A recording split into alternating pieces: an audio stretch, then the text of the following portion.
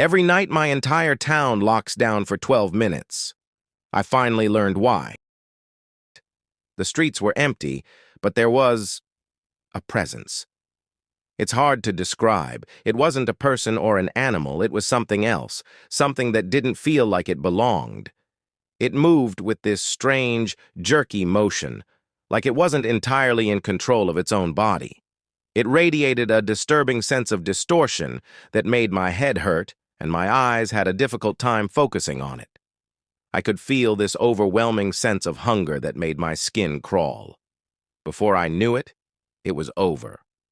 It had passed my house, and I realized I had been staring out my window in a hypnotic daze.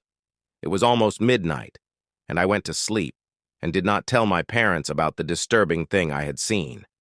I didn't see it again for years, but the feeling never left.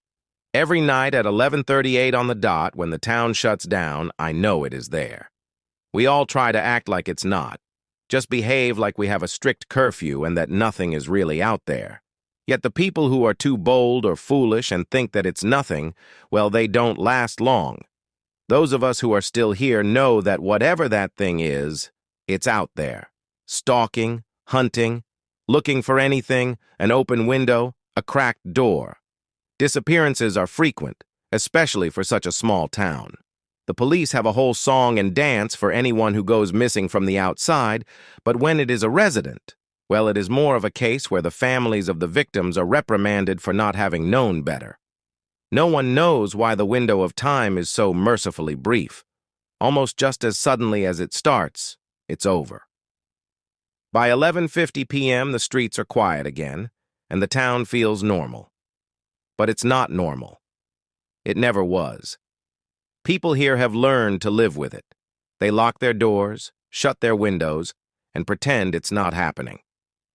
I asked my parents why we don't just move, and they never gave me a good answer. All they said was, "It wouldn't do any good. We have to endure. It has to be here. It is safer for everyone if it's here." It did not make sense. I know people can get attached to places, but it felt crazy to me. I couldn't just pretend this was normal, not after what I saw, not after what I felt.